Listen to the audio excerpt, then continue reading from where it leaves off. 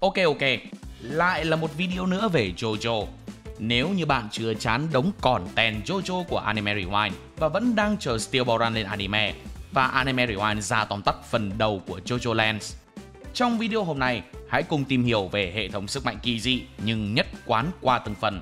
Mỗi phần lại mở ra một logic riêng, những giới hạn mới và cả những trận đấu cần não khiến người xem phải gãi đầu vì quá thông minh. Vậy điều gì làm nên bản sắc riêng biệt của hệ thống sức mạnh trong JoJo? Làm sao một series với những năng lực tưởng như rối loạn ngôn ngữ lại có thể hấp dẫn đến vậy? Và tại sao càng về sau, Stan lại càng trở nên trừu tượng hóa đến mức triết học? Cùng tôi giải mã hệ thống sức mạnh của JoJo, nơi ý tưởng sáng tạo là vũ khí mạnh nhất và mỗi trận chiến là một vở kịch đấu trí đầy phong cách. Let's go! Chắc hẳn nếu bạn là fan JoJo thì đã quá quen với những mấy cái cục lảng vảng sau lưng các nhân vật. Vâng, đó chính là Stan. Nhưng thực ra Stan là gì? Vì sao có người lại sở hữu thứ năng lực vừa bá đạo vừa kỳ quặc đến vậy? Stan, hay còn gọi là Stando trong tiếng Nhật, là hiện thân hữu hình của năng lượng sự sống, hay nói cách khác, đó là linh hồn được hình tượng hóa. Nó được sinh ra từ chính tinh thần và bản ngã sâu thẳm của người sở hữu và luôn kề vai sát cánh bên họ. Như cái tên Stan có nghĩa là đứng bên cạnh. Mỗi người chỉ có thể có một Stan chính và Stan của họ thường phản ánh tâm lý, tính cách hoặc sức mạnh tinh thần bên trong họ. Stan có đủ mọi hình dạng và năng lực bạn có thể tưởng tượng, từ điều khiển lửa, bẻ cong không gian thời gian, biến người thành ốc sên cho tới hack cả thực tại. Và điều thú vị là không có công thức chuẩn cho một Stan, bởi chúng biến hóa vô hạn như chính tâm trí con người vậy. Con người có thể điên loạn tới đâu thì một Stan cũng có thể kinh khủng cỡ đó, hoặc thậm chí là hơn cả thế. Vì Stan cũng sẽ phản ánh chính những phần tâm trí mà chúng ta không thể nhận thức được bên trong mình. Nguồn gốc của Stan cũng không kém phần độc lạ. Chúng bắt nguồn từ một virus ngoài hành tinh trong thiên thạch rơi xuống Greenland hàng chục ngàn năm trước. Ai sống sót sau khi nhiễm virus ấy sẽ thức tỉnh Stan. Nghe khá là giống mấy cái chuyện mật não tôi hay đọc, kiểu virus xuất hiện, ai may thì thức tỉnh dị năng, còn ai xui thì thành zombie cho tụi này phàm quái. Về sau, một số người dùng những mũi tên đặc biệt làm từ thiên thạch này để kích hoạt Stan cho người khác, dù tỷ lệ tử vong thì vẫn không ít. Nói chung là để sở hữu được Stan thì đầu óc cũng phải ra gì và này nọ thì mới chịu nổi một con virus lạ hoắc từ ngoài hành tinh ấy chứ nhỉ. Ngoài ra thì trong vũ trụ JoJo của phần 7, 8, 9, cách để có được Stan cũng khác hẳn so với vũ trụ gốc. Có thể kể ra 3 cách cơ bản nhất để một người sở hữu được Stan. Một là sinh ra đã có, hai là sở hữu hoặc được tiếp xúc với xác thánh cũng như các vật thánh khác mà có thể sẽ xuất hiện trong phần 9. Và cuối cùng là tiếp xúc với các khu vực thiêng liêng như Wall Eyes hay Devil's Palm, cũng là nơi tập trung của lũ người đá trong phần 8. Ngoài ra vẫn còn rất nhiều giả thuyết về cách mà Stan vận hành hay nguồn gốc của nó trong vũ trụ này, nên chúng ta hãy cùng chờ xem Araki sẽ cúc nó như thế nào nhé. Tóm lại, Stan không chỉ là một vũ khí mà là bản thể sâu kín nhất của người sử dụng, là sức mạnh, điểm yếu, cá tính và thậm chí cả khát vọng được nhân hóa. Và chính điều đó khiến hệ thống sức mạnh của JoJo không chỉ kỳ lạ mà còn độc nhất vô nhị trong toàn bộ thế giới anime. Còn phải nhắc đến thêm một điều, đó là chỉ có những ai có khả năng sử dụng Stan thì mới nhìn được Stan của người khác, chứ người thường thì không có đâu nha. Stan được sinh ra từ tâm hồn của chính người dùng. Điều đó có nghĩa ai có linh hồn, người đó có thể có Stan. Không chỉ con người mà cả động vật, thậm chí thực vật hoặc thực thể siêu nhiên cũng không nằm ngoài quy luật này. Mỗi Stan user đều mang một bản sao tinh thần của chính mình, được đóng gói trong hình dạng kỳ lạ, sở hữu năng lực độc nhất và thường được chính chủ nhân đặt tên theo ý thích. Chúng ta có các Stan đặt tên theo bài tarot, có cả Stan đặt tên theo bài hát luôn. Tuy nhiên, mối quan hệ giữa Stan và user không chỉ là chủ tớ. Nếu Stan bị thương, chủ nhân cũng sẽ lãnh hậu quả tương tự và ngược lại. Nếu Stan chết, phần lớn trường hợp chủ nhân cũng ra đi theo. Nhưng như mọi quy tắc trong JoJo, điều này có vô vàn ngoại lệ. Một số Stan tự động hoặc bám vào vật thể khác, trong khi những Stan như Notorious B.I.G. có thể sống dài hơn cả người dùng. Hoặc một số Stan đặc biệt như Wonder of You có thể không bị ảnh hưởng bởi người dùng Stan nên vẫn hoạt động bình thường ngay cả sau khi người dùng chết. Vì Stan là hình chiếu tâm hồn nên chúng hiểu, cảm nhận và vâng lời chủ nhân ở mức gần như tuyệt đối. Một số Stan có trí khôn riêng, đôi khi góp ý hoặc cảnh báo nhẹ nhàng nhưng vẫn sẽ làm theo nếu chủ nhân ra lệnh. Trong nhiều trường hợp khẩn cấp, Stan thậm chí hành động theo bản năng để bảo vệ chủ, như Star Platinum đã ngăn Jotaro tự tử. Cũng phải thôi, anh tèo thì tôi cũng tèo nên phải bảo vệ là đúng rồi. Tuy nhiên, không phải ai có stand cũng đủ bản lĩnh để kiểm soát nó. Nếu người dùng không có tinh thần chiến đấu mạnh mẽ, stand sẽ trở thành gánh nặng, thậm chí là dịch bệnh nội tâm, như trường hợp của Holly Cujo. Khi đó, sức mạnh không được kiểm soát có thể quay lại tấn công chính chủ nhân, khiến họ suy kiệt và rơi vào trạng thái hôn mê không tỉnh lại. Một người chỉ có thể có một stand chính thức tại một thời điểm, dù ngoại hình hay khả năng có thể biến hóa. Một vài trường hợp đặc biệt có thể cầm nhiều stand, nhưng chỉ có một được xem là thực sự thuộc về họ. Thậm chí stand cũng có thể đổi chủ, bị đánh cắp, chuyển qua người khác bằng thiết bị như đĩa của White Snake, hoặc tự tìm chủ nhân mới như những stand ma ám Anubis hay Cheap Trick. Thường là các stand nguy hiểm và phản bội. Thành ra có vẻ không phải stand nào cũng tốt như chúng ta nghĩ. Nếu chúng mà đồng loạt phản bội, tìm ra cách sống độc lập với chủ nhân rồi tạo thành một thể chế xã hội mới thì... Trong vũ trụ kỳ lạ của JoJo's Bizarre Adventure, hình dáng của các stand là một trong những yếu tố hấp dẫn và sáng tạo nhất, góp phần làm nên bản sắc riêng cho từng nhân vật và trận chiến. Không có khuôn mẫu cố định nào, mỗi stand là một mảnh ghép siêu thực từ tâm trí người dùng, và vì thế mà diện mạo của chúng muôn hình vạn trạng.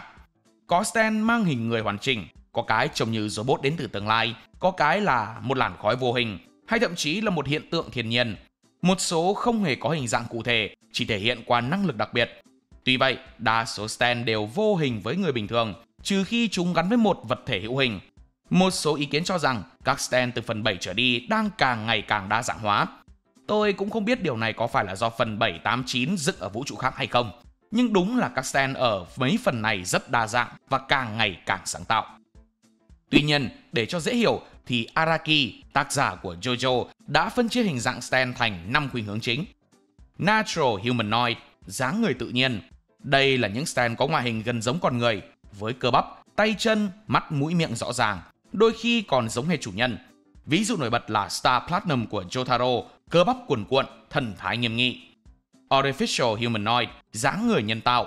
Cũng có hình người nhưng lại pha yếu tố máy móc hoặc phi nhân loại như robot, android hay các sinh vật nhân tạo. Điển hình là Crazy Diamond hay Killer Queen với chi tiết kim loại và thiết kế ngoài hành tinh.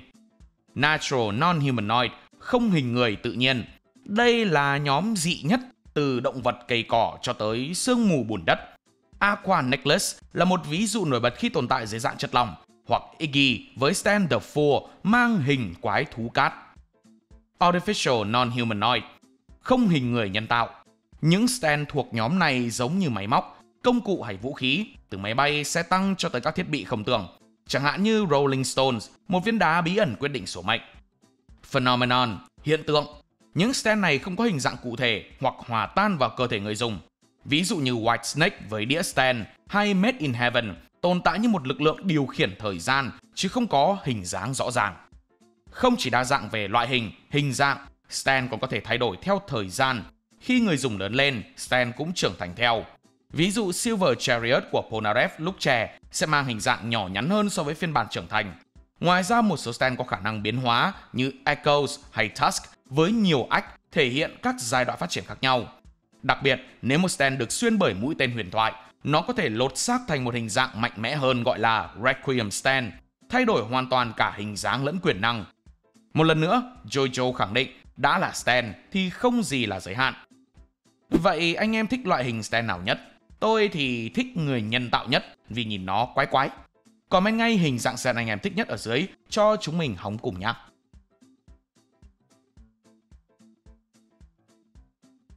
Khả năng và sức mạnh của stand là yếu tố cốt lõi tạo nên sự hấp dẫn độc đáo cho mỗi phần truyện. Mỗi stand không chỉ khác biệt về hình dạng mà còn sở hữu một năng lực siêu nhiên hoàn toàn riêng biệt, từ đó mở ra những tình huống chiến đấu bất ngờ, sáng tạo và khó đoán. Stand thường không có ý thức độc lập, đặc biệt là những stand không mang hình thể rõ ràng, chỉ lặng lẽ hiện diện sau lưng người dùng như một công cụ trung thành, chờ đợi mệnh lệnh. Một số stand thể hiện được cảm xúc thông qua biểu cảm khuôn mặt, tuy nhiên đó thường là phản ánh tâm lý của người sử dụng hơn là cảm xúc thực sự của bản thân stand. Dù vậy, cũng có một số stand đặc biệt mang ý thức riêng, có thể trò chuyện, đưa ra quan điểm, thậm chí phát triển tính cách riêng biệt như Echoes Akbar, Spice Girl hay White Snake. Tuy có thể suy nghĩ và giao tiếp độc lập, chúng vẫn trung thành tuyệt đối với người dùng.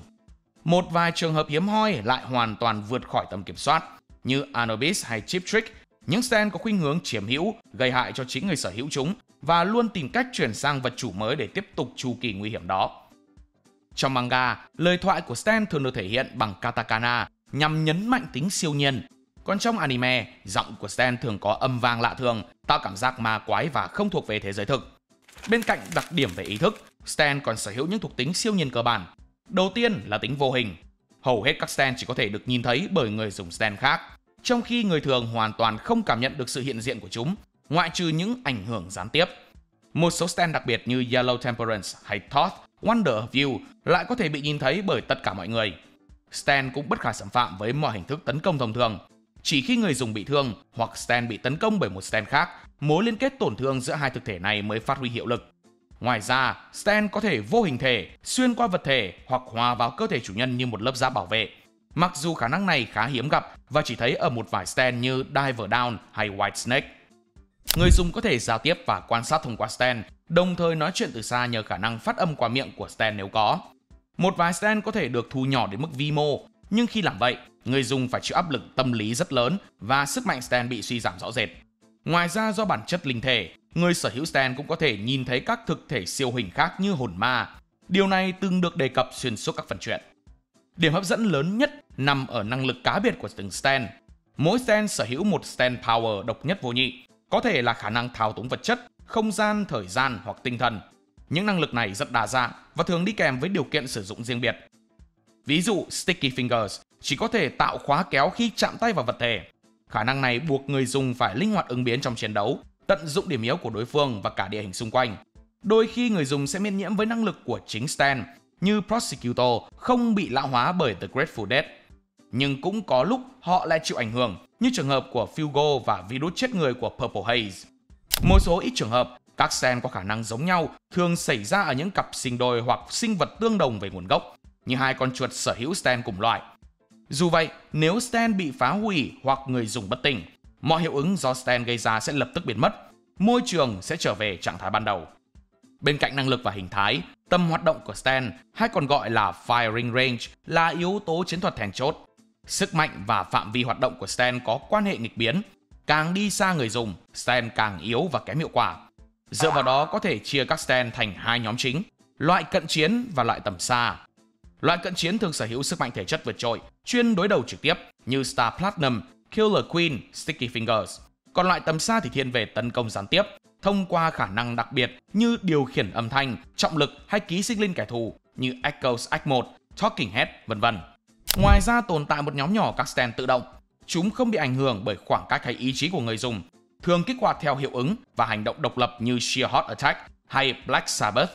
Những Stan thuộc dạng thao túng thời gian, The World, King Crimson lại vượt qua mọi giới hạn phạm vi, tác động đến toàn bộ không thời gian. Một điều đặc biệt là các Stan có thể ảnh hưởng lẫn nhau nếu cùng một loại hình. Khi đối đầu với The World, Star Platinum đã dần học được cách hành động trong thời gian ngừng đọng, từ đó phát triển năng lực tương tự. Một hiện tượng được giải thích là do cả hai cùng thuộc nhóm cận chiến có sức mạnh thể chất cực đại. Trong Eyes of Heaven, Star Platinum thậm chí còn có thể tiếp thu được năng lực biến đổi thực tại của The World Over Heaven nhờ mối liên kết loại hình và sự va chạm lặp đi lặp lại trong chiến đấu. Điều này cho thấy Stan không chỉ là một công cụ chiến đấu mà còn là phần kéo dài từ ý chí và tiềm năng của người sử dụng, có thể phát triển, biến đổi và thích nghi theo hoàn cảnh. Trong thế giới của JoJo, chiến thắng không thuộc về kẻ mạnh nhất mà thuộc về kẻ biết sử dụng Stan của mình một cách thông minh, khéo léo và đôi khi là bất chấp logic thông thường. Điều làm nên sức hấp dẫn huyền thoại của loạt truyện này. Trong suốt 8 phần của JoJo's Bizarre Adventure, hàng trăm Stan đã xuất hiện. Vậy có Stan nào thực sự ghi dấu ấn tượng sâu đậm với người đọc? Đối với tôi, tất nhiên là cũng có tìm hiểu và tham khảo một số diễn đàn đấy nhá. Thì đây là top 5 Stan tôi thấy ảo diệu và hay ho nhất trong suốt 8 mùa. Chưa tính mùa 9 vì nó mới được có 25 tập thôi. Gold Experience Requiem ra mắt trong phần 5 Vento Aureo. Gold Experience Requiem không chỉ mở ra khái niệm Requiem mà còn thay đổi hoàn toàn quy tắc trận đấu. Khi Jono Giovanna kích hoạt mũi tên và biến Gold Experience thành Requiem, mọi chuyển động của cả Stan lẫn ý chí đối phương đều bị vô hiệu hóa. Gold Experience Requiem có khả năng phản chiếu bất kỳ hành động hung hăng nào nhắm vào Jono bằng cách đưa mục tiêu trở về trạng thái không xảy ra. Tóm lại, kẻ thù không chỉ bị đấm gục mà còn không thể định nghĩa được nguyên nhân họ đã chịu đòn. Trong cuộc đối đầu quyết định với Diavolo, Gold Experience Requiem không ngừng đưa hắn quay về không thời gian, khiến kế hoạch tẩu thoát của vua băng mặt trở nên vô nghĩa. Đây là Stan duy nhất gần như bất khả chiến bại, bởi kẻ thù không còn quyền đánh trả hay tái xuất. Nghe ảo đá vờ lờ. Trải qua 4 giai đoạn thức tỉnh trong phần 7 Steel Ball Run, Tusk Act 4 là thành quả đỉnh cao của kỹ thuật spin khi Johnny Joestar kết hợp Golden Spin với Stan của mình. Từ việc bắn móng tay như viên đạn xoáy, qua đinh vàng có khả năng tìm đích, cho đến khả năng dịch chuyển đạn xuyên không gian, Tusk Act 4 cuối cùng cho phép Johnny bắn ra đạn xoáy vô hạn. Nhưng viên đạn sẽ không bao giờ mất lực xoay, xuyên thủng cả không gian và khóa chặt nạn nhân tại chỗ. Tusk Act 4 chính là vũ khí duy nhất có thể phá vỡ rào cản không gian của Stan Lovetrain, biến mọi nỗ lực trốn chạy thành vô nghĩa. Sức công phá của nó không đơn thuần là sức mạnh vật lý, mà còn nằm ở vô tận của đường đạn và khả năng tấn công từ nhiều hướng một lúc. King Crimson cũng xuất hiện trong phần 5 Vento Aureo. King Crimson của Diavolo là hiện thân của một trong những cơ chế thời gian phức tạp nhất trong loạt truyện. King Crimson có thể xóa một khoảng thời gian ngắn, tối đa khoảng 10 giây, khiến tất cả mọi thứ trong khoảng thời gian đó di chuyển. Ý định hay cả đòn tấn công đều sẽ bị loại bỏ khỏi chuỗi sự kiện lưu trong nhận thức của kẻ địch. Kẻ địch chỉ nhớ lại kết quả mà không kịp hiểu nguyên nhân, trong khi bản thân Diavolo có thể tự do di chuyển và phản công. Sự kết hợp giữa bước nhảy thời gian và tốc độ cận chiến khiến King Crimson gần như bất khả chạm tới, tạo ra cảm giác bất lực tột cùng cho người đối mặt. The World là Stan với sức mạnh đóng băng thời gian đầu tiên xuất hiện trong phần 3 Stardust Crusaders.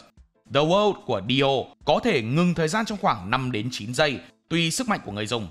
Khi thời gian bị đóng băng, chỉ duy nhất Dio và The World di chuyển được, cho phép hắn tự do đánh phủ đầu, dịch chuyển mục tiêu, phá hủy đòn tấn công của đối phương hoặc rút lui ngay tức khắc. The World còn sở hữu sức mạnh cận chiến thượng thừa cú đấm The Wardo Tokiwa Tomare, là cơn ác mộng của bất kỳ Stan nào dám đối đầu. Đây chính là Stan khai sinh nền tảng thời gian trong JoJo và là chuẩn mực cho mọi khả năng tương tự sau này. Wonder of You đến từ phần 8 JoJo Leon.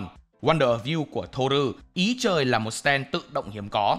Nó không cần mệnh lệnh mà luôn rình rập khắp nơi, coi kẻ thù như rủi ro phải tiêu diệt.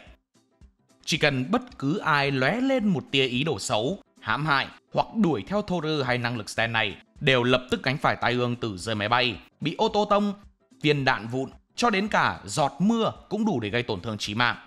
Nếu nói chính xác hơn, thì năng lực của Wonder of You là điều khiển và thao túng tai ương, một dạng năng lượng tiêu cực tồn tại độc lập với Stan. Wonder of You biến toàn bộ thế giới trở thành bãi mìn vô hình, xoáy mọi cơ hội phòng thủ của đối thủ. Ở cấp độ ám ảnh như vậy, gần như không ai dám đuổi theo nó, càng khiến Toru trở thành ẩn số không thể lường trước được. Hệ thống Stan trong JoJo độc đáo nhất vì nó đi xa hơn khái niệm siêu năng lực thông thường, mà thực sự là hiện hình của chính tâm hồn và cá tính của mỗi nhân vật. Thay vì những vụ bắn chưởng kỳ ảo, JoJo biến trận đánh thành một màn đối thoại giữa hai ý chí, người dùng và Stan của họ.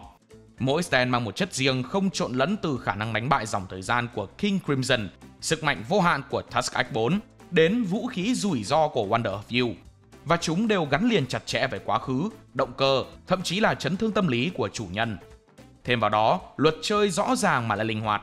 Stan gắn bó sinh tử với người dùng, có giới hạn về tầm hoạt động, sức mạnh hay tiềm năng phát triển, nhưng thường xuyên tiến hóa, lột xác theo từng mốc trưởng thành, từng vết thương và cả từng bước ngoặt cảm xúc. Cơ chế trao đổi tương đương hay evolution qua mũi tên Lokakaka, Arrow càng làm cho mỗi trận chiến là một câu đố chiến thuật không ai đoán được. Chính sự kết hợp giữa tính biểu tượng, Stan là hiện thân của nội tâm. Luật chơi chặt chẽ nhưng luôn có ngoại lệ, cùng một kho ý tưởng sáng tạo bất tận, đã biến JoJo's Bizarre Adventure thành một trong những bộ anime manga không thể trộn lẫn, vừa kịch tính vừa thật đến nỗi bạn có cảm giác Stan thực sự đang trực chờ ở cạnh mình. Và để tạo ra được hệ thống sức mạnh logic và kỳ thú cỡ này, bảo sao Araki mất rất lâu để có thể hoàn thành một phần, và JoJo trở thành một biểu tượng riêng biệt, có chỗ đứng vững chắc trong thị trường anime, dù nét vẽ độc lạ kén người xem. Và đó chính là lý do vì sao hệ thống sức mạnh trong JoJo's Bizarre Adventure không chỉ dị mà còn là thiên tài, nơi mỗi trận chiến là một trò chơi trí tuệ, nơi mỗi Stan là một mảnh linh hồn và nơi không có giới hạn nào cho sự sáng tạo. JoJo không dạy bạn cách mạnh hơn mà dạy bạn cách khôn ngoan hơn, lật ngược tình thế bằng bản lĩnh và đầu óc. Nếu bạn từng nghĩ anime chỉ có đánh nhau bằng sức mạnh thuần túy thì JoJo sẽ khiến bạn phải nghĩ lại. Cảm ơn các bạn đã theo dõi. Đừng quên like, share và subscribe để không bỏ lỡ những video phân tích hấp dẫn khác về thế giới anime. Và nhớ đấy, Stan yêu thích nhất của bạn là gì? Để lại ngay comment xuống phần bình luận phía dưới đi nhé. Còn bây giờ thì xin chào và hẹn gặp lại các bạn trong những video hấp dẫn phía sau. See ya!